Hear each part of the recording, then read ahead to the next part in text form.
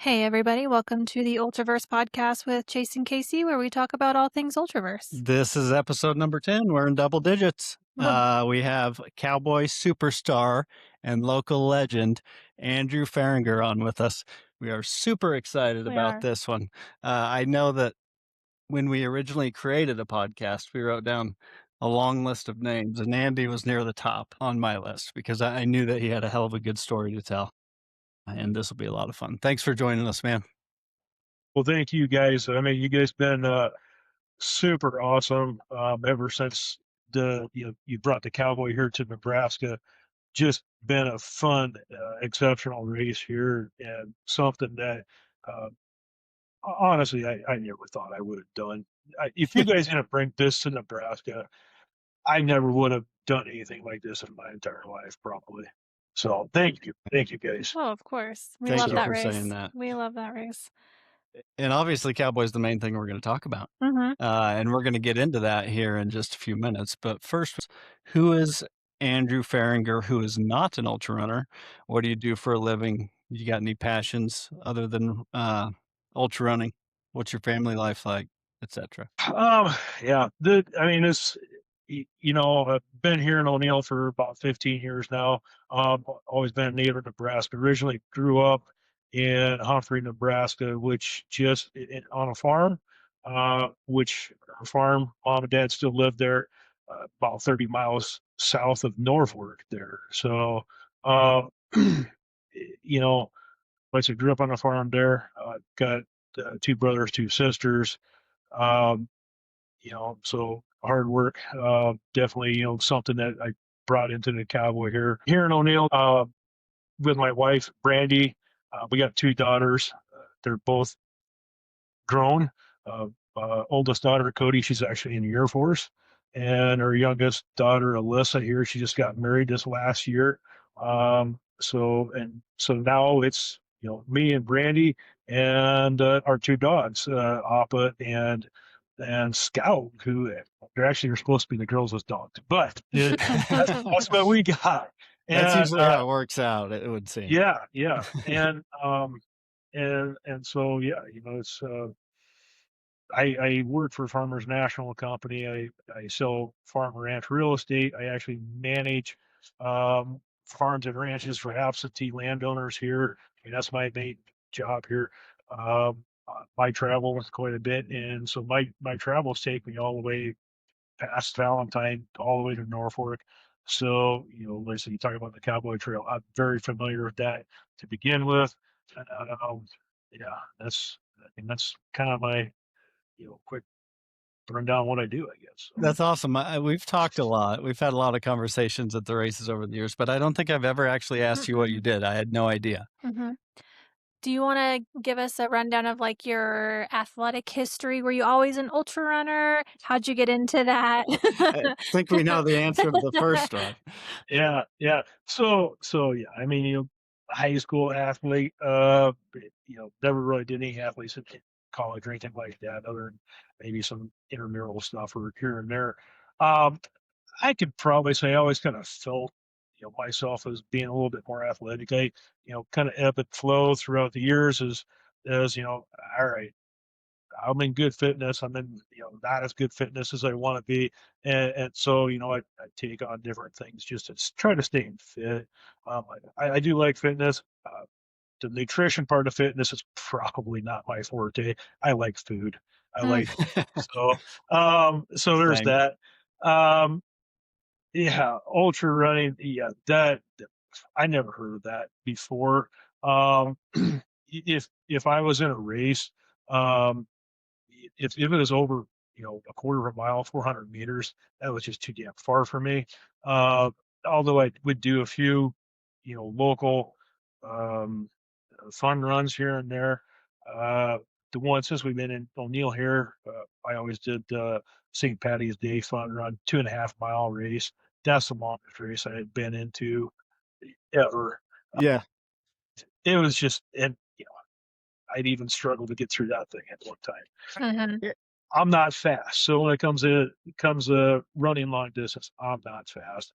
I'm built for the short, you know, um, sprints, that kind of stuff. That was always my forte if I ever did do a race.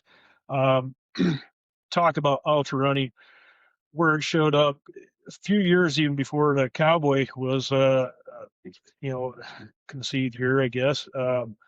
One of the gentlemen here in my office, he came into my office one day. He's like, he had this book, and he's like talking about this Navy SEAL guy who ran these 100-mile races. And I was like, what? What are you kidding me? Marathon is the longest race that there is. And he's like, no, there's like a whole thing about these things called ultra marathons. So we had to Google this guy, you know, obviously has Goggins. Yep. And, Mhm. yeah. And so like, wow, I was like, dude, you gotta be Superman to do a race like this. There's no way a normal person could do anything like this.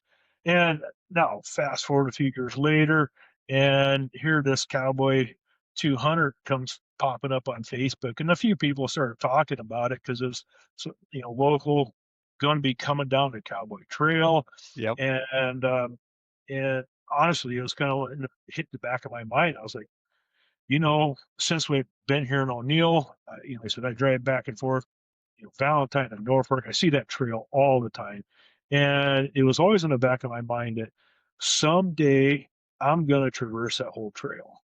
Yeah, Mhm. my thoughts were going to probably be, I'm going to probably do it on a bicycle or something. And let's face it, I'm going to start in Valentine and go downhill to Norfolk, right? Mhm. But yeah, this Cowboy 200 thing popped up on Facebook. People talking about it. Actually, we were at my sister's place for a gathering one time, and she's talking about it. And like I said, I didn't really say anything to anybody because it was just in the back of my mind. Through that summer there, I started just kind of working the math on the numbers and the mileage. And I was already going up and down the trail a little bit, taking the dogs up and down. And, you know, then we get to later on in the summer, and I think I finally made a decision, like, I'm going to do this race.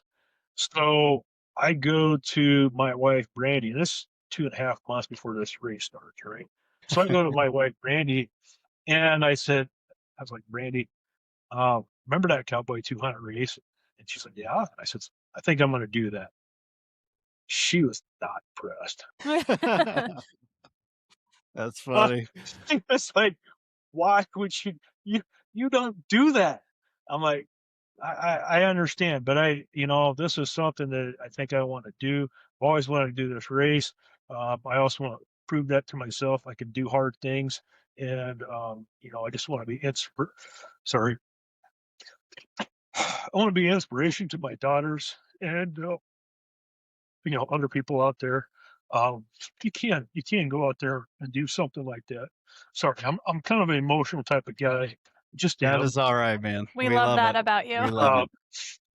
so, yeah, Brandy wasn't impressed, but by God, she's been my biggest supporter ever since. Mhm. Um, Absolutely. We have seen I that over the years for sure. I went out. I remember I went out that day, did a training run just to, I don't know how many miles I went. I don't even remember if I took the dogs or not. But I come back that day, and Brandy had already Googled ultra marathon running. She already had a few things sitting there. She made a big breakfast for me. I think she had a ice bath waiting for me when I got back from that training run that day. And although although she hasn't been impressed with me on doing this, she's always been there to support me on this. It's just a stupid idea I had. So yeah, that's how I got into it. And let me just tell you, the very first, so that that first year, 2022, it was a cold year. Um, we get up to the start line that day, and I just made sure I was in the back because I knew there was going to be some studs up front. They're going to take off. They're going to run. I am not going to keep up with these guys. I told myself I want to run my own race. Mhm. Yeah. And right before the race started, I turned back at Brandy, blew her a kiss, and I love you. And, you know, that was that. As soon as the bell went to start the race, I took off. I think my first step, and I said in the back of my mind, what the F did I just get myself? Yeah. and it just went on from there. Yeah. Yeah. You thought that for, like, the next 3 days. Oh my gosh. It was it was an extreme, awesome well, yeah, trust me, because that year was tough. That It was tough. Mhm, was, man, so cold. Yeah, I So, mean, that is so awesome, man. It's such a great story. Like, it's the true underdog story that everyone loves, I think, you know? mhm, And we gotta be honest with you, going into that first year, because we usually look at, like, the ultra sign-up participants and, especially for, like, our smaller races, we'll scroll through there and look at their results and stuff and kinda see who might be in the front, mhm. who might struggle a little bit. And we scroll to the bottom and we see Andrew Fehringer from O'Neill, Nebraska, 0 results, signed up for a Cowboy 200 200-mile race. mile. And I'm like, oh man, is that just like a farmer from O'Neill who wants to run it Mhm, because it's a local race? I'm like, that's awesome. Uh, and I respect it a lot, but I'm mhm. like, to be honest with you, we were kind of counting you out Yeah. as at the start of that race. We kept hearing, like, we were just wait like, when the numbers would come through, who was dropping at aid stations and stuff, and you were still going, and, like, the further we got down the course, we're like, "Holy shit, this guy might actually get it I done." know, it And was then by so the fun. end, like, by the time you got to probably, like, Wood Lake or, Long like, Pine, Long yeah. Pine maybe, you were like, "He's actually like, he's getting this shit done." Like, we were so pumped, by that point, we're like, "My god, this is awesome." Yeah, I mean, it was amazing Yeah. because what was the longest run that you had done leading up to Cowboy the first year? so are you like training run or just race? Training. Yeah, I mean, the longest run, race, training run, Yeah, anything. yeah. Yeah, so like I said, the longest race I had ever done was 2.5 miles. That was it. The longest training run I did that, leading up to that first year, I think it was like maybe 20 miles. And it was just like, that was a long, a long run. I mean, it was for me, Yes. and I'm slow. So it takes me a long time to get through that 20 miles. And, I was learning a lot just doing those training runs, my shoes, my feet, everything. Um, yeah, Yeah, and, like, in training, it's always like you do a 20 miler and you realize that you gotta do 100 or 200. I mean, no matter how many 20 milers I do, they're never easy. And then, yeah, like, you always think about the distance that you actually have to do in the race, and you're like, "Holy shit, how am I gonna get through that when this sucked?" You know what I mean? But you get there and it's just different when you're racing, you know? I mean, you got the adrenaline, you got the other things, but that's really cool. You speaking to, like, Brandy being so supportive of you, we've definitely seen that over the years, but, I mean, often a lot of your family's out there with you, right? I mean, your dad has been there basically yeah, every year, is that Every correct? yeah, finish. And he's just yep, an awesome guy that, we've kinda talked to a little bit every year. Yeah. And then your yeah. And daughters, I think both your daughters were there last year, is that right? nope, just one. Just Just one? one? Just Okay, one. Just Alyssa's the only one, the youngest one's the only one that's been there. Cody in the Air Force is, Okay, so she and hasn't been there yet. okay, yeah, she hasn't been able to make it. I think maybe at 26 here she might get to come. yeah. Awesome. So we'll see. I think she might be available this year. She actually just got a little bit closer, the new base this year. So she's a little Awesome. bit closer, and maybe she'll make it. My sisters have been there. Mhm. Yep. Uh, the first year, actually, my mom came for a little bit of the start of the race. They were, I know, mom and dad were in Battle Creek and maybe Tilden or something like that. And then I think dad took mom home, and dad came back to help Brandy with me uh, for the race here. And yeah, so he's been there all the time.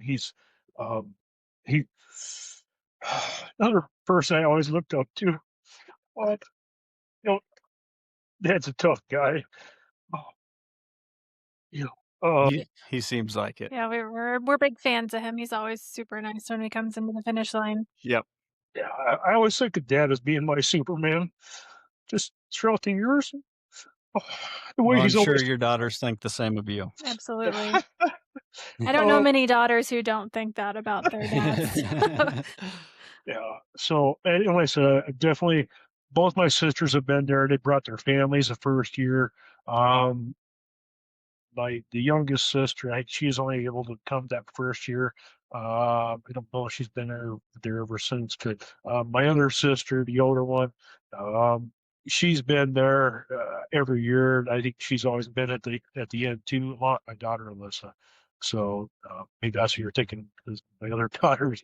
But yeah, and then just throughout the community here in O'Neill, lots of support here. You know, so the first year I was decided to do that, I actually was on a little bit of training around the evening. And there was a softball game going on, a high school girl softball game, and by that time my daughters had already graduated. They weren't playing softball anymore, and so I went to the softball game, and a couple of friends of mine that were sitting there. One was Abby, and I knew she had run marathons or half marathons, so I was like, I'm going to ask her you know, some, pointers on doing stuff. The other one was Dean Benson, who, has been in the, since year two. And I sat down next to him and asking Abby a few questions, asked Dean.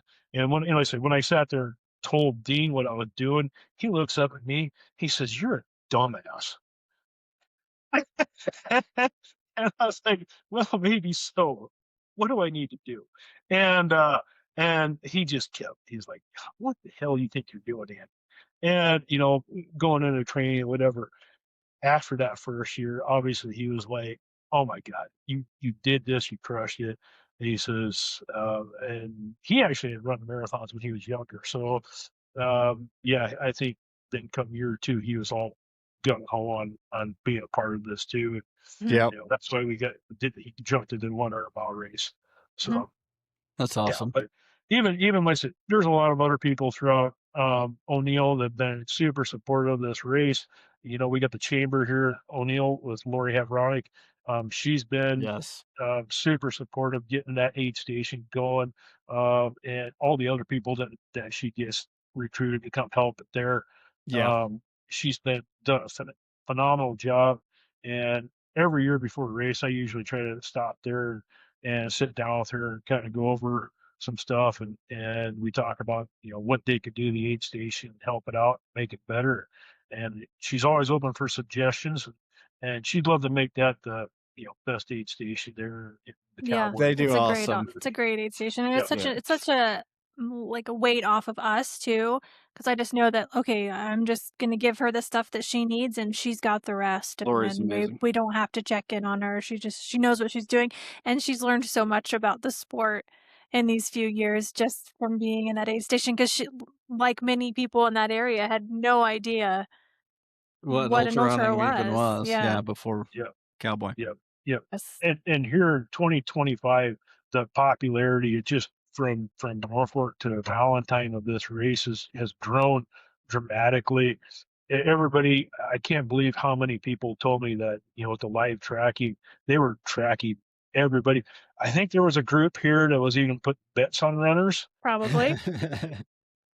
So, and then I do know there was and I got friends, up and down the trail, and they're they're tracking me, and I actually had a couple people that gave me calls or text message me throughout the race and just telling me, hey, you're doing a good job. Hey, way to go. Or maybe I'd see him at when I'm running through um, uh town there or something. They just stop and because all right, he's coming in. We're gonna go there and cheer him on as he goes through town here.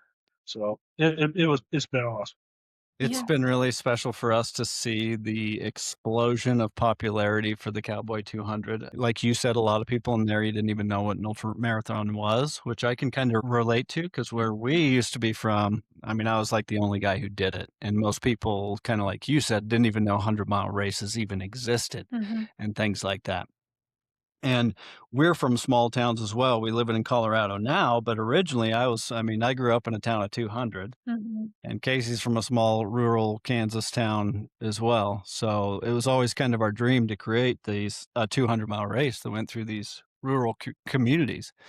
And just the fact that it caught on so fast and that it's as big as it is now is just something that we take really seriously and are super proud of. Yes. Yeah, And we yeah, couldn't think of a better race because we love the communities that it goes Mhm. through. I mean, you mentioned Lori. There's so many people similar to Lori that have been so supportive of this race Mhm. over the years. So it's yeah, yeah. awesome. I definitely. I mean, all these aid stations. I thank everybody, all the volunteers.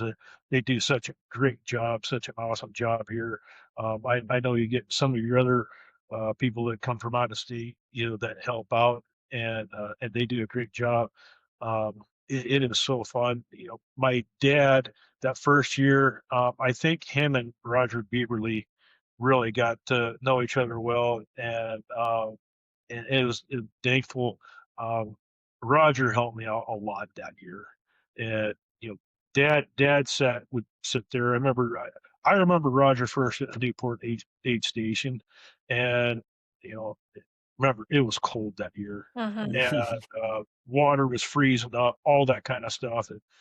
And we get to Newport, and I just mess and freezing my tail off. And Dad had already been sitting there talking to Roger, and my dad's sitting there saying, "All right, listen to what this guy has to say. He's an ultra runner too." I Yep. looked up at Roger, and of course he's in like a parka and everything else. Is he? I don't know. Okay. Whatever. I'm in such a terrible headspace. I'm just going to listen to whatever he has to say. And he gave me some good pointers. Um, the next time I remember seeing Roger, I know I probably saw him in Long Pine, but I was out of it then too. I remember seeing him at Ainsworth, and he was there, and he saw me take my shoes off that year and change my socks and shoes, and he saw my feet, and my feet were a disaster.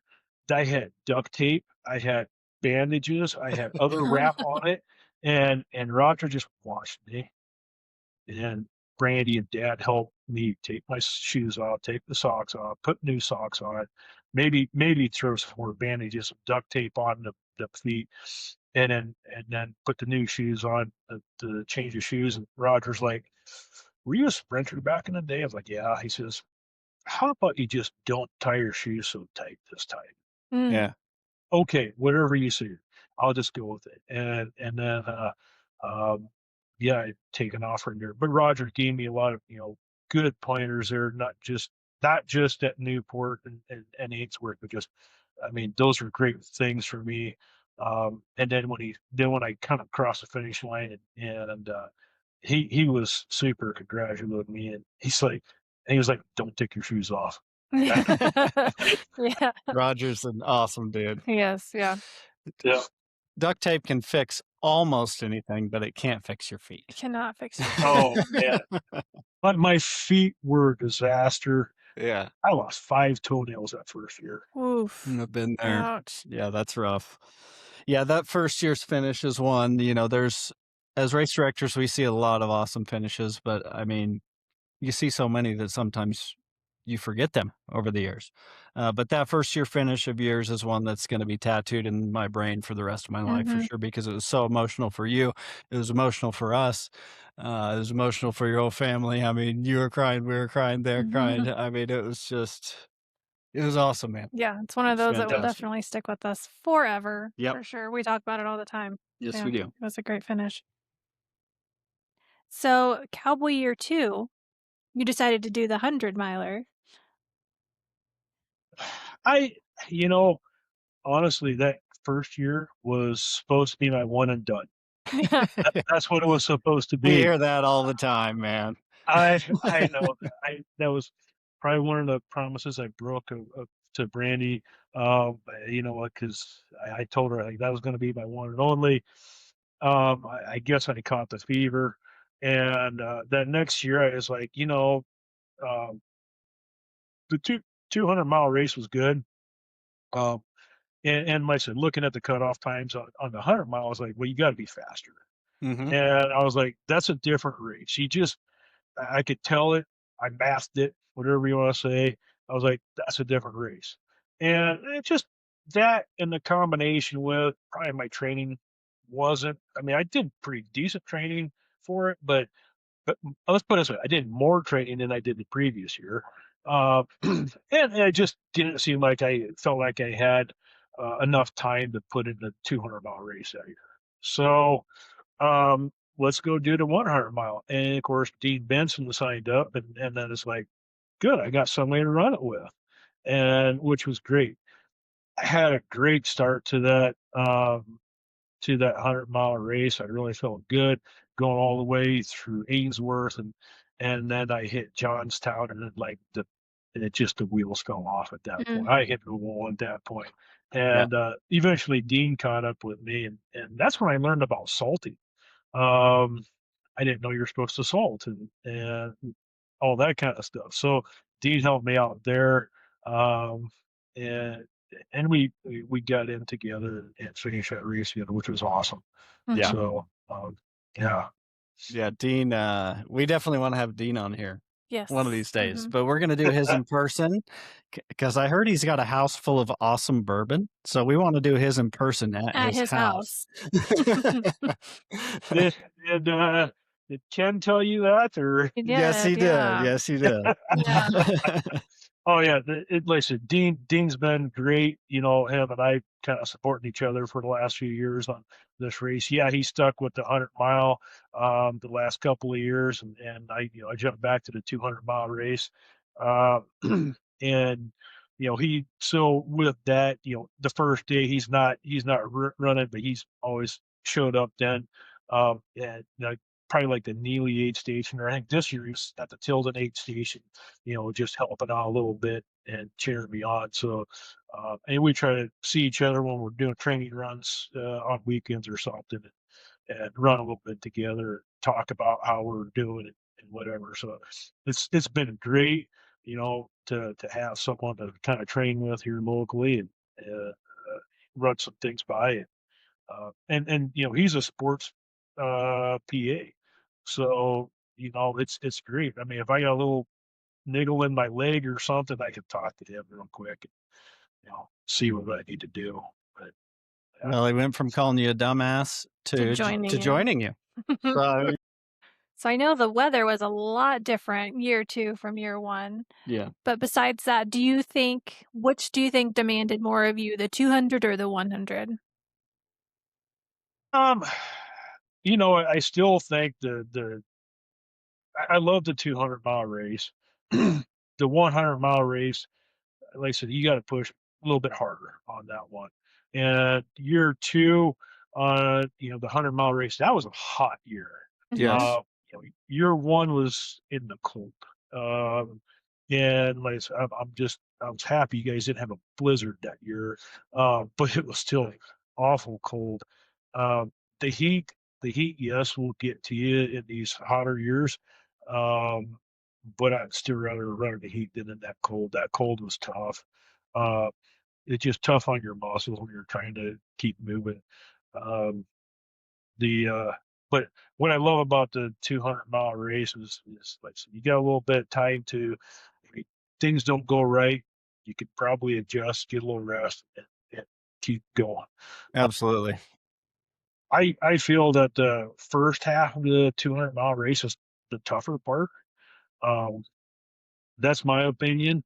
The second half, I don't know if that's a mental thing, but once you get to Atkinson and if you get rested up and get a whatever Gene and Cook in Kent? there, Yeah. Yeah. yeah, and uh, you get going after Atkinson, and if you can mentally think that, hey, half the race is done, let's just go finish now. Yeah, Absolutely. I you think it's gotta keep part going. mental and then also part that the course is actually harder in the first half too, Mhm. and Yeah, statistics would agree with you on that because if you make it to Atkinson, you are almost always going to make it to the end, As according long as you to make yeah, the previous cutoffs. years, Yep. as long as you make the cutoffs. Yep. Yep. Yeah. So that's year number 2, and that was the 100. You did the 200 again, year number 3, and again in year number 4, Mhm. which was 2025, just Right. this last year. Yep. Does anything stand out to you specifically about year number 3? I think you had your fastest Mhm. 200-mile time the 3rd year. Yes. did. About I 5 did. hours And faster. and I was really hoping to do that and better here in 25. Um, I don't know what happened in 24 that I did so a lot better. Other than I was probably ready. I was ready. I was ready physically. I was ready mentally. Um, and but at the same time, I was a little bit struggling there myself. Um, in the fact that I'm starting this 200-mile race again. Yes, I did one 200-mile race. I did a 100-mile race, and I come back to the 200 wondering, okay, was year one a fluke? Huh. Did I just was it just a fluke that I finished that 200-mile race that year? And I know year one I finished that race based off of just pure stupidity and stubbornness. I was too Grit. Mhm. stupid, didn't know Grit, what the yeah. hell I was doing, and I was too stubborn to quit. And so I had to tell myself the same thing, at 24. I'm just going to be too stubborn to quit. One of the other things that I got, Brandy and I have, uh, she can she can never tell me that it's okay to quit. And that's the one thing, she's there at all the aid stations, helped me out all the time. And, year one, I think is when we got to Ewing and she wanted to take me home. I was such a disaster. She was gonna just drive me home. She was and but she asked me then, she says, "Well, what do you want me to do? You want me to just tell you it's okay to quit, or do you want me to tell you to get your ass back out there and go?" I says, "Well, you got to tell me to get your ass back out there and go." And she says, "All right." And she kicked me out the way we went. So it's always been like that. She always is there. Someone might think that she's being mean to me, but she is not. She is doing exactly what she's supposed to be doing, Mhm. which Yes. is Yeah. taking care of me and kicking my ass back out there to go and finish this race. That's what a crew does. Yeah. That's what a good That's our crew job, does, you know? yes. I've Yep. seen crews that are just baby their runner and say, if you wanna quit, it's okay." "You And did that really runner will good," and usually that runner quit, will you quit, know? I yeah. mean, You that's give Yep. them that's the how it works. option, yeah. Yep. And that's hard. Yep. It's hard to see someone that you love and you care for so miserable, Yeah, and you're gonna go tell them to continue doing that to themselves. absolutely. It's not Yeah. very fun. But Yeah. for people that, have our mentality or the ultra runner mentality, yeah, you're in a hell of a lot of pain right there, and it's totally justifiable that you do want to quit. But you realize all that pain's gonna go away here in a couple days, you know? But the pain Yeah. of Yeah. quitting is going to last a very long time. Mhm. You'll always remember that you quit. Yeah. Yeah. And so, even go back to all my races here. A lot of a lot of what I do is, either meditation or prayer when I'm on the trail, especially when I'm by myself. I get on the Pandora and I'll pull up the rosary right there, and I'll go through that. A lot of times I'll go through that rosary every time I'm leaving an aid station, and so just got a lot of prayer there, asking God for help and the strength to continue on and do this. um, you know, I think it does a lot for me mentally, and I just feel like I always have the strength that to at least continue, keep going, keep pushing, no matter how hard I'm feeling, no matter how much it is. Um, and I'll go back to even this year, 25. I had somebody text me a few inspirational things this year, just throughout the race, and I swear by the grace of God, when she texted them to me, it was just the absolute best time. I would be in a, I'd be in a just a terrible lull at those moments, and that would come through, and I look at it, whether it's a video or read the quote that she sent me, and it was just so awesome, and it just bring my spirits up, and it'd be funny because after that, all of a sudden my legs took off, and I maybe started running again for a little bit, and it was just great, and I think that's what's got to get people through. Find Absolutely. that positive to keep going. Yeah, Mhm. it's amazing how something like that can just totally change your race around, and it just shows you that it's So so much mental. much of a mental game. You think your body's broken, but it's not. Just a little thing can just totally switch how you feel Yeah, and how your yeah. body feels. So you are also in the 200 this year in 2026, which will put you at 900 lifetime miles on the Cowboy Trail, which is awesome. Um, Uh, do you have any goals or expectations for this year? you know, uh, I just always want to try to improve on what I've done. Um, the first thing tell myself is my A goal: finish the damn race. I I don't care what the deal is. Even like here in 25, I struggle day one for whatever reason. I'm not always 100% sure. Looking back at that, not always positive what happened this year, because I had pretty high expectations of really even beating my 24 time. Uh, but that's all right. Absolutely. Like I said, my number one goal: finish the race. Uh, but other than that, yeah, I'd love to get a better time than what I did even in 24. 24 is just an awesome year for me. Yeah, I'm not fast. If you look at my time, I still wasn't anywhere close to the guy who did 42 hours that year. Um, but it was good for me, and I felt good at the end of the race. And actually, that year I never lost a toenail, Mhm. Yeah, so something went right for me that year. And and I felt good, and you almost wondered, did I leave something out there that I couldn't have, maybe I could have pushed a little harder. But that's all right. I ran my race, absolutely. and that's what I'm going to keep continuing to do is get out there, run my race. Hopefully, my training helps me out. Hopefully, my preparation helps me out. I know Brandy's there to support me. My dad, um, my my daughter, my sisters, and just the community themselves, and then you got all the everybody at all these aid stations. I mean, they're not just for me, but they're for everybody, and let's keep going. Yeah, we'll see what I can do. I don't know. I think I got a lot of room to improve on my time. Um, yeah, in my mind, I got big number drops, or whatever. But Mhm. I'm honest with myself too. It's like, all right, I'm not exactly the small guy. I'm not. My body build is not conducive for long distance running. Like I said, Sure. I'm probably more of a sprinter. I actually like sprinting, but I do love this race because it's one of those things. Let's go out there and see what you could do. Absolutely. It's so much about grit, and you're such a gritty dude. I mean, you called it stubbornness earlier. Mhm. Another way to put that is you're super gritty and tough. Yeah. But 900 miles is what this one's going Yep. to put you at the Hall of Fame. Sorry, we got so We many have so Hall of many Fames. halls. The Cowboy Hall of Fame is 1,000 miles, so you'll Mhm. be 100 miles off from that after this one. No. How are you Yep. going to get that 1,000? Are you going to do the inaugural Cowboy 100 in May the next That's year? separate, yeah. That's separate, or are you going to just get it at the 200? Or are you going to do both? Are you I gonna think do you're both? I probably think you'll going to do probably do both. both. That's just it.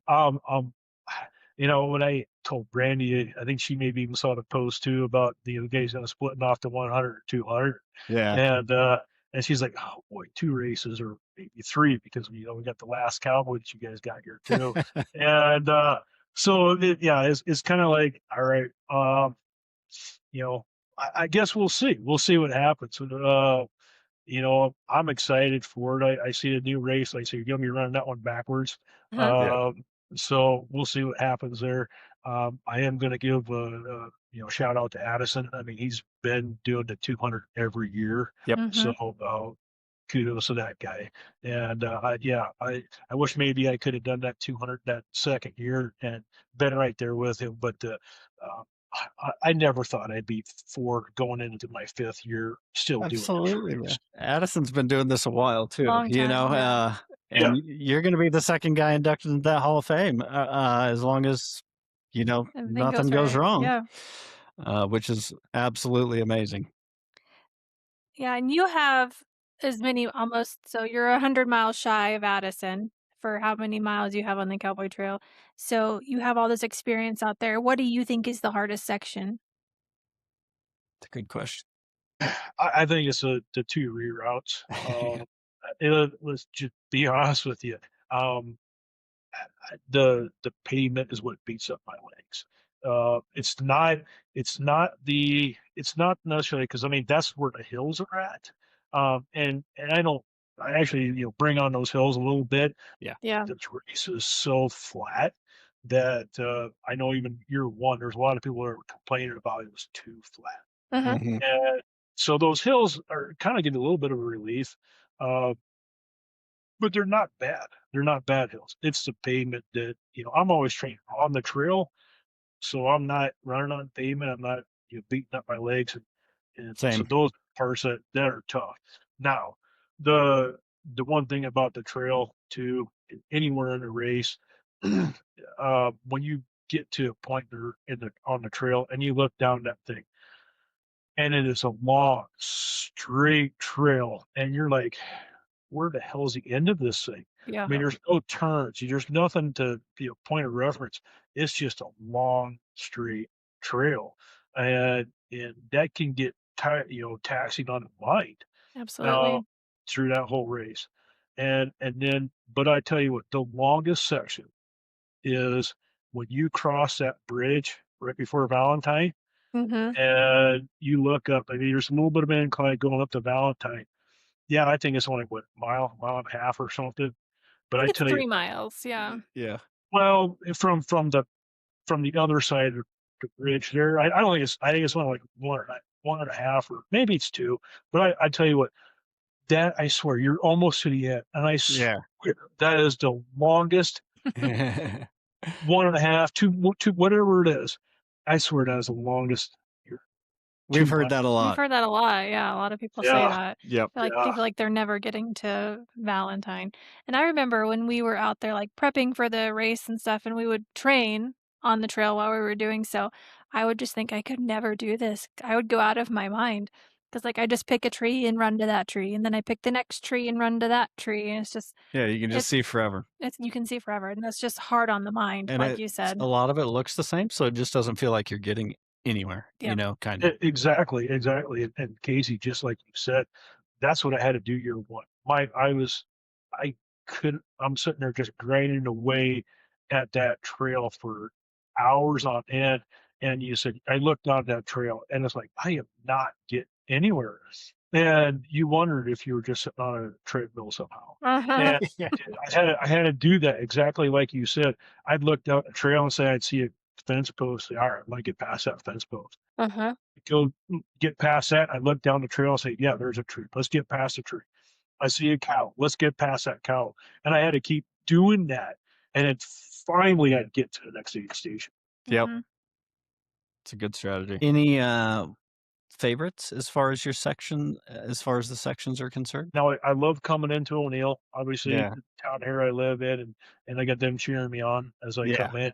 And a lot of times when I'm here at the aid station, people that the last few years of live tracking, all of a sudden people are showing up, and I'm trying to get things to people are showing up and congratulating me for getting there, and then cheering me on. So I mean that's awesome right there. The local people, friends and that coming in, um, helping out there. Um, Probably go back to, where's my favorite section? I would probably have to say it's got to be you get to where that parking lot is right there off the Cowboy Trail, right before you get to the big bridge. And because there'll be people there kind of cheering you on too. And it's like then you can see Valentine, you're gonna make it. And you get down there and you get across that bridge, beautiful scenery there. And like I said, yes, that next 2 miles is the longest stretch. But but when I get across that bridge, every year I've gotten across that bridge, there's a bench right there. I sit down there and I have a good cry. And just because I know I'm gonna finish this race, Mhm. Yep. yeah, the emotion really comes over you at that point in time. And then it's like, all right, let's get your ass up and let's do this. And then you get going, and by the time and it seems like every year my legs are shot. They're not ready to go, but for some reason something jumps in my legs, and I start running that section right there. No matter how hard or beat up I feel right then, I'm running that section. somehow. And then of course when you hit the top of the hill, you hit Valentine, and oh my gosh, the adrenaline takes off when you're right there to go to get to the finish line. Oh, yeah. Yeah, last year I remember you sprinted that thing You and, did, yeah. Did I couldn't believe, like I said, when I got there, like the last pavement part, and I started going, and my legs just kept picking up harder or higher and higher, and I was like, "Holy crap! How am I doing this?" Yeah, yeah. I took off, and I come around, and of course I almost got hit by that car. Yep. but but I was not stopping. Oh my gosh, my legs, I couldn't believe the power that came into my legs that last little bit there. It's So crazy what adrenaline will do. Mhm. you know, Have you ever have any of your daughters paced you? I thought did she pace you? so yeah, so my youngest daughter, the last 2 years she paced me. Alyssa, there she paced me from Ainsworth to Woodlake, and and it's been great. So yeah, in 24, she paced me. That was the first time I ever had a pacer. Usually if I'm running with somebody, it's just been another runner, but uh, this time I actually had a pacer, and I was glad to have her. She got to see me in a pretty tough shape that year. For some reason, that section is kind of a grind for me. It seems like every year. And she did a lot to help me out there to keep my spirits up. Um, she also did that same section again this year, and and it's been fun to spend that time with her. She kept my mind going this year. She started Mhm. playing some mind games with me to help me keep keep going, and it was great. Um, I also got another pacer this year, Mr. Chad Dean. He's a band teacher here in O'Neill, and he also helps coach Shiloh's cross country. And I think it was like 2 weeks before the race this year. He comes up. I was up on the track, and they were doing their practice, and I'm doing a little bit of training. He comes running up to me. He's like, "Andy, do you need a pacer?" I don't. Sure, why not? Yeah, never And turn one Never turn down. one down, yeah. no, I was like, well, yeah, sure. We'll, we'll, I guess we'll get the logistics here and we'll talk about it later. Um, and so yeah, a couple more times after, during practice or whatever, we kind of just in passing saw each other. And then the one day I just went to his house after practice or after the day, and we talked about what we needed to do. And then he paced me from Bassett to Long Pine, and then he waited me for me there. Then Long Pine to Ainsworth, and it was great fun to do that with. And I asked him if he'd ever do the race, and he's like, I don't know. So I'm not sure if I got this in me, but he was definitely grateful to be part of the race. I mean, he's been a fan of this race ever since too. That's Awesome. awesome. Yeah, So, any other races you looking at to take on in the future, and how long are you gonna do this? I don't know. It was the Cowboy right now just kind of been my race. We kind of planned that right now last couple of years. Like I said, it was supposed to be a one and done thing. Yeah, yeah. I remember that first year. I was running with Gary Shaw for a while. Mhm. Yeah.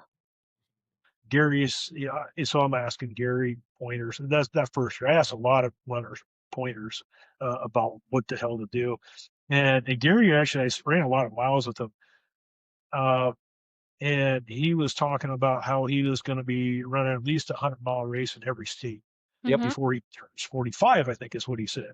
I was like, well, I am 45, so it's too late for me now to try to that kind of goal. But um, yeah, it's I don't know. I see some of your other races that you got out there.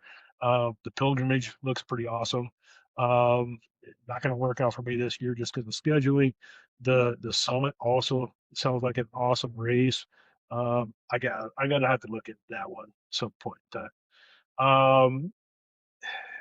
Other than that, I just do a few little local fun runs. That's really what I've been doing. Awesome. If I could go to races, but and then of course, like this last year, I did the last Cowboy, that backyard ultra. That was fun. I wasn't sure what to expect there. I was a little leery going into that one, but I had fun. I had a really good time there. Um, uh, but yeah, we'll see. We'll see what comes up. Some of I don't know that my recovery time. It just seemed like my recovery time after the 200 takes a long time, and Understandably, and yeah. I want to make sure I'm always doing the Cowboy. And so to jump into some of these other races, it's all about timing and recovery to the point. I think that's a good way to look at it for Yeah. sure. So you did do the last Cowboy last year, which was our first year of doing that race, and I know that was your first backyard that you've ever done. What were your thoughts on that race? How Do did that go for do you you? like that format? I did. I was a little scared, and leery about it, just because um, I know what my pace is in the 200-mile race, which is slower than what you got to do in that backyard. Uh, but it also would help push me a little bit. And you had opportunities to get back in time, you sit down, you can rest a little bit. Uh, which is the one thing about the Cowboy is when you're going, there's no there is no place to sit down along that whole trail except on the ground. They Mhm. need some more damn benches on that They trail. do. We've Oh, heard that.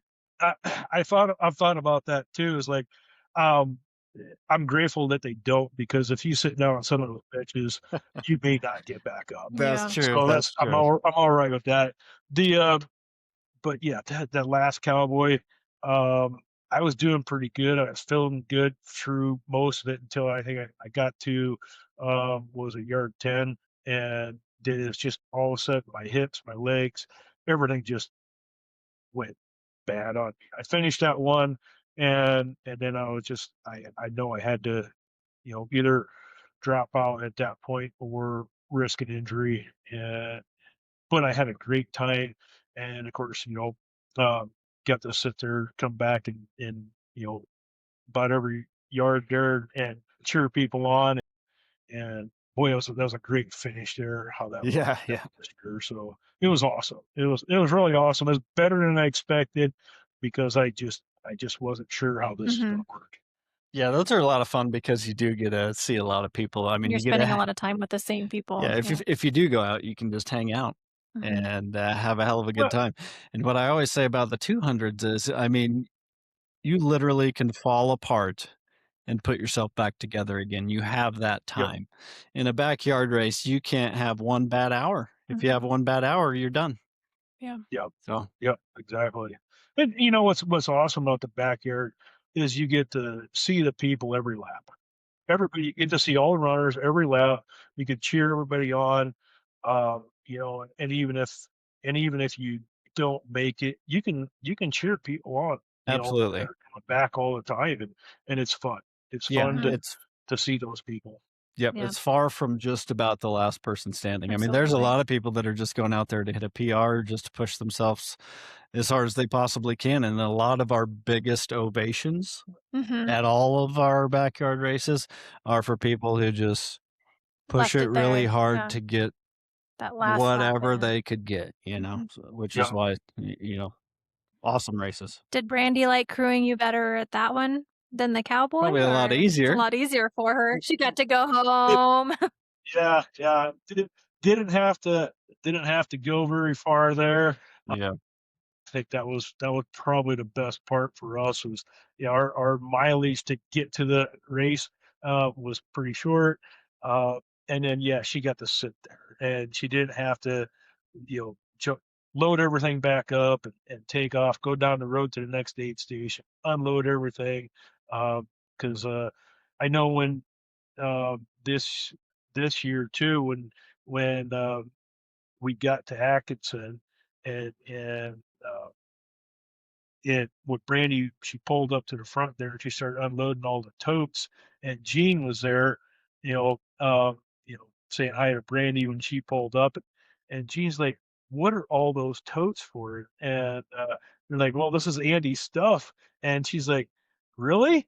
The first year you guys showed up with like just very minimal stuff." And Yeah.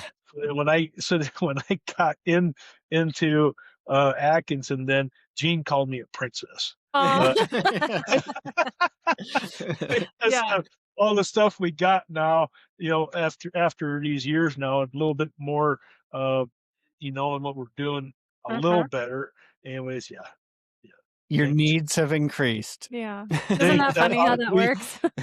Yeah, I know. And if you want to speak about Gene just a little bit there, little nostalgia, year one, look at the sign behind me. I saw that behind you. Yeah, she will Yeah. love that. She will Yeah. love that, man. I was gonna Yeah, say I that looks yeah, remember like that that sign. looks like a made by Gene sign. that was from year one. Yeah, she had that in Atkinson, and then she presented that to me after the finish there in Mhm. Polo. And yeah, that sits down in my basement. That's just one of my Awesome. inspirations to keep working out, keep working hard at this, keep going, and I love it. Awesome. I She'd think love that you still have it. Yep. Jean is unbeatable. She She is is. awesome. She's the best. So, I know we already talked about this just a little bit. You said that you do this to inspire your daughters to be an inspiration. Uh, what else is your why? This is something we ask everyone. What helps you get through those really tough times out on the trail? um, there's a couple of things. I mean, it, it- since I've been in O'Neill, I've had a couple of things uh, just happen to me. When I first got here, I blew up my Achilles tendon playing basketball, and so actually, Dean was part of that surgery to help reattach that.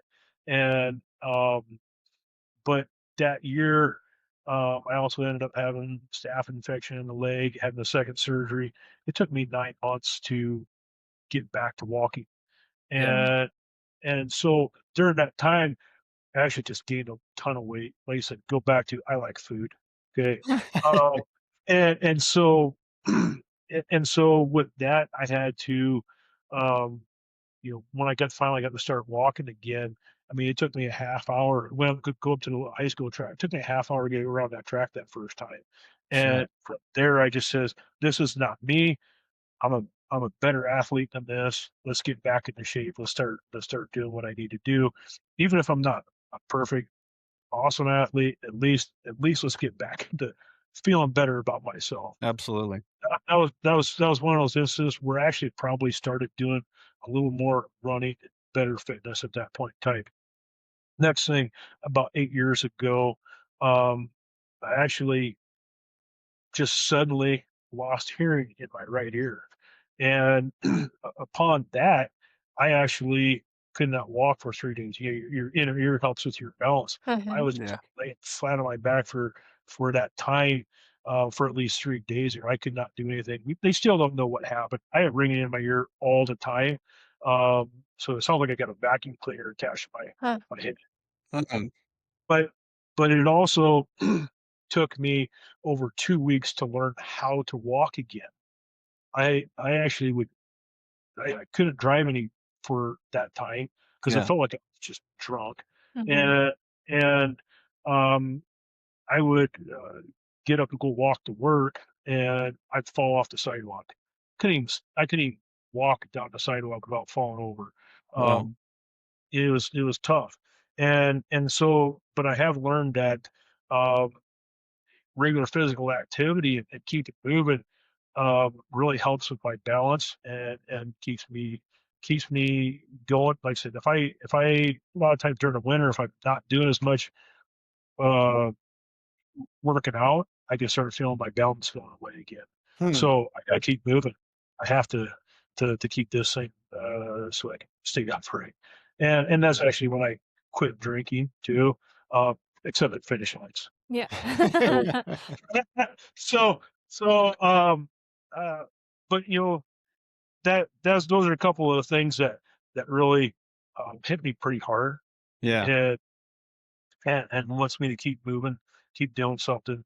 And like I said, this race came up, it actually became a little bit more of a goal to help me um, continue with that and make sure I continue my fitness and stay on track. Awesome. So that's really helped me out. This thank you guys. Um, and then the other ways when going down the trail, when you're tough mindset, I've done a couple of different things. Like I said, we go back to the prayer. I definitely want to make sure I thank God and for giving me this opportunity, um, and say some prayers going down, and I, say some prayers for the people who are less fortunate than myself, and that are they just would not even be able to do this for Sure. whatever reasons they have going on. Um, and then the other side, the other things that I do, like I said, I talk about my other sister who hasn't been the last couple of years at the race. The last couple of years, I just give her a phone call, be running down the trail, give her a phone call, talk to her for whatever time it is, text people if I need to. It's, find something that's out there. And also just the beauty in this trail itself. Uh, this year, I got past Newport and you're out there. There is those sections there where you're not around the highway anymore. And and there's no lights, there's nothing. And with the sky as open as it was this year, I actually just stopped, took my pack off, I laid down on the ground, and I just stared up at the stars. Yeah. The stars were absolutely amazing and beautiful, and that's the one thing about Nebraska. Um, this area out here, especially as you get further west, it is so beautiful out here and so peaceful. I agree. And that was one thing I try to definitely not take for granted. Um, and the other place I love, and get past Arabia, and we're out there in those sand hills, and there's some hay meadows out there, and when the sun's coming up, absolutely stunning, beautiful. I mean, everything's just picturesque at that point. So, yeah, yeah, That's just great. those things like that. They keep your mind uplifted and keep going. Absolutely. I So, think gratitude goes a long way, in times like that, being grateful that you have the ability to do what you're doing, Hmm. being grateful for what you see around you. I wanted to ask you, as far as that's concerned, the first year, did you feel like people were counting you out of that race? Did that motivate you at all? Because I know myself and I get yeah, pretty motivated from having like a chip on my shoulder. I don't know. I don't think that first year. I don't think it did. Um, I didn't tell a lot of people that first year.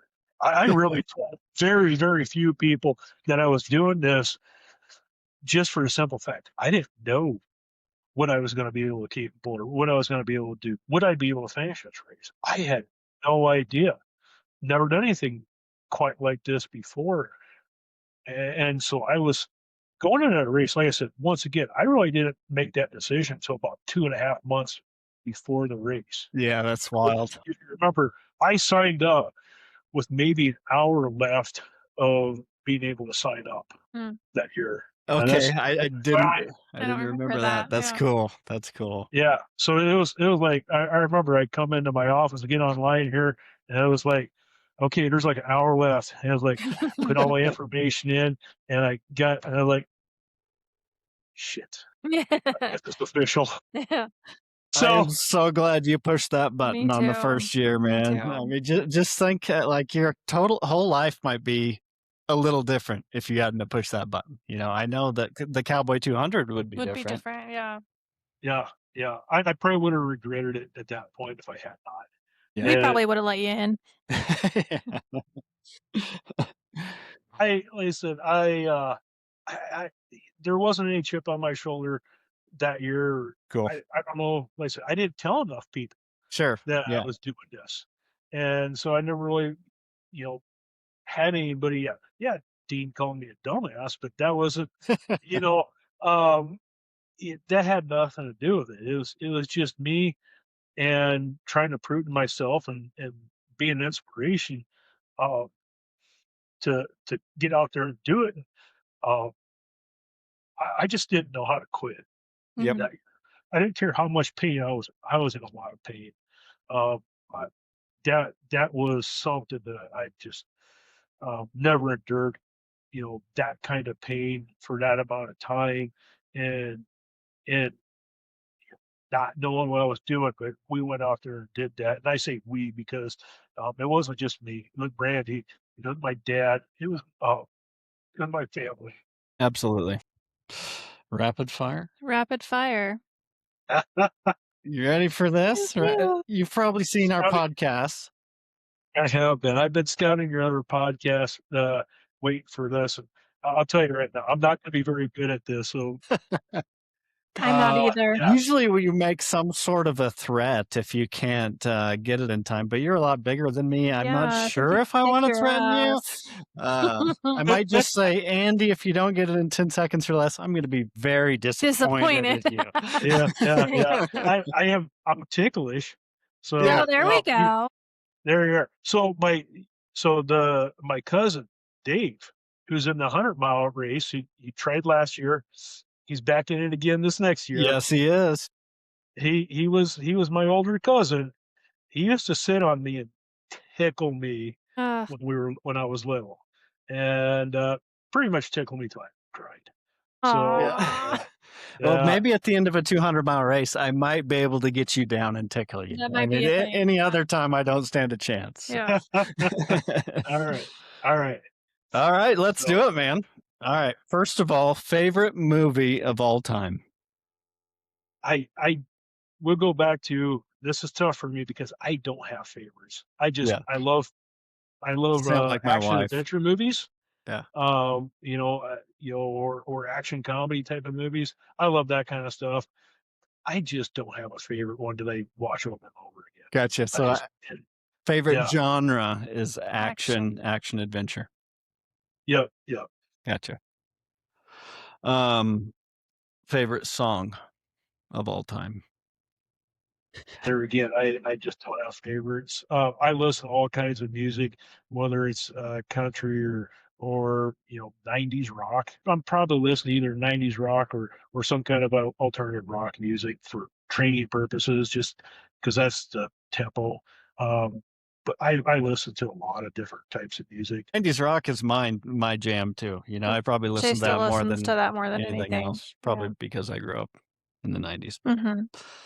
Um, I don't even know if I should say favorite anymore, since you haven't actually given me a favorite of anything. Which is fair though, because I wouldn't be able to do it either. She's terrible I'm at this. I'm one of those weird people that it hurts my feelings to try to pick a favorite of any. It gives me anxiety, so I can completely relate. I don't have a favorite of a lot of things.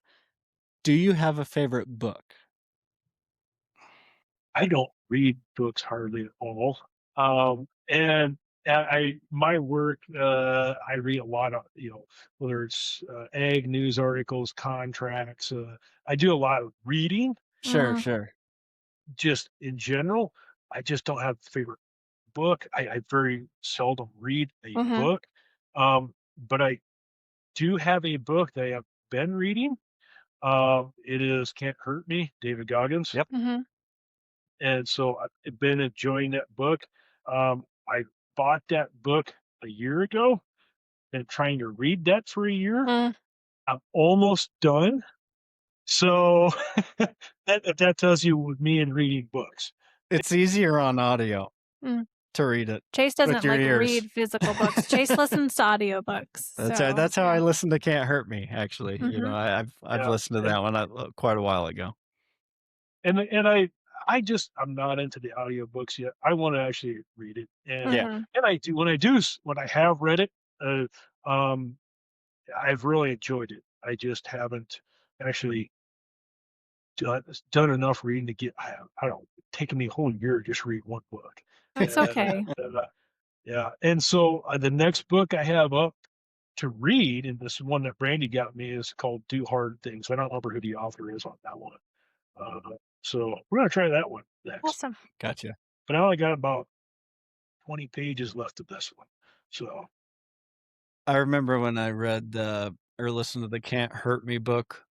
I was actually signed up for the Moab 240, which Mhm. was In the 2020. first in 2020, which was the first 200 that I ever did. But I had no idea who David Goggins was at that time, but I was already signed up. And then I listened to that, and he talked about the Moab 240 in that. Or no, I don't know if he did talk about the Moab 240 in that, but after listening to it, I found out that the previous year he DNF'd the Moab 240, and I'm like, holy shit, this total badass Mhm. just DNF'd this race That you're that I'm in. gonna go do. Um, and then I saw he signed up for it. Signed up for the Moab 2020 that I was in, and it was actually COVID year, so they split everyone up into like groups of 25 for the start. They started in waves, So yeah. he started in waves, and I actually started in the same wave as Goggins. So he's a big man. You know, you look around at the Yeah. ultra runners, and I'm like, oh, that's a big ultra runner. Yeah. But Yeah. it's pretty cool. Okay, so I'm gonna guess you're not a video game player. How about board games, card games? Do you ever play You any? know, yeah, card games. Grew up playing euchre Okay. and pitch. Never heard of that. So, Pitch, Pitch, yeah. yep, yeah. yep. So those are things that we always did with at family gatherings or whatever. Euchre was very popular. Pitch was pretty popular. Otherwise, the card game that Brandy and I play just about every Saturday morning, we go down to a coffee shop at some point and get our coffees and we play King's Club. That's our game that we play together. And so that's pretty much yeah. Awesome, man. How about a quote? Do you have any quotes that you love? I got a couple of quotes here, and I love quotes. Favorite quote? No, but I do love quotes. And I got one here that I look at once in a while, and it's not about getting a chance, it's about taking a chance. You'll rarely be 100% sure it will work, but you can always be 100% sure doing nothing won't work. Sometimes you just have to go for it. That's Love it. awesome. So I got that on my desk here. I have to read that once in a while. Um, and another quote that I got here, just right up here, and I think as I understand, it's from Theodore Roosevelt, and it's called, and it goes, "Comparison is the thief of joy." Yep. Yeah, that's a And good one. I love that one, because like I said, when I'm in that race, when I'm doing the race there, uh, do my do my own thing. Yeah. Absolutely. Yeah. Don't try to compete with the people. Run your own race, and that's why I like that one there. Um, it keeps me going, and it grounded, because I know if I try to go off too fast or try to catch up to that person who just passed me, I'm probably going to just burn myself out. So, Yeah. Yeah. You ready to do a discount Let's code do a discount code. So we before would we forget? love to do a discount code for the Cowboy 200. However, that sucker's sold out. You ain't getting So in at this screw point. that. yep, So we'll do yep. one for the other race that takes place in O'Neill. It's going to be the last Cowboy. We're going to give 5 people $20 off if they use the code last Cowboy 26 at checkout. All lowercase, All last Cowboy lowercase. 26. Yeah. Because that's a fun race. We need to get more people in it. That's right. Plugs. I don't have any. We are about to wrap this up, Andy. Do you want to say anything else? Do you have any thank yous you want to give out before we wrap this up? This has been a lot of fun. Hmm. I'm gonna just first off just say thank you, Brandy. She's been there to support me all this, no matter how stupid and dumb this race originally sounded like. Uh, Definitely, she's been the rock there. The rest of my family, they've been there to support me, in whatever form that they can. Um, I love that. It's been great. Um, I want to thank everybody at these different aid stations here that have been around. They've been great. I said, and it seems like we got more and more local people coming out to support this race. Um, and I know I forget way too many people. Uh, really in the end, let's also, I'm going to thank you guys. I never would have done anything like this if this thing didn't show up on Facebook one day. Yeah, yeah. Would I have ever traversed that home trail? I don't know. You always say you're going to, Yeah. but Mhm. wait do you actually come down and do it? And and here all of a sudden, here's this reason. Here's my opportunity. Let's let's let's go try it. Yeah, one and done. No, Yeah, right. We'll be seeing you for years, man. Yeah. Well, that is awesome, man. Well, I just want to say that it is great having you and Brandy as friends. Yeah. It's always great seeing you guys when we come to O'Neill.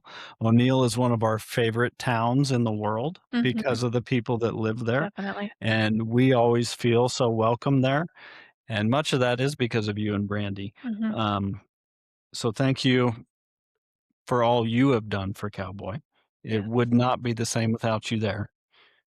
And we will see you in September. all right, we'll see you then. All right. Thanks, guys, for listening. See you next Everyone, time. remember, we almost forgot. Oh, no. Don't be a pussy. Don't be a pussy. Thank you.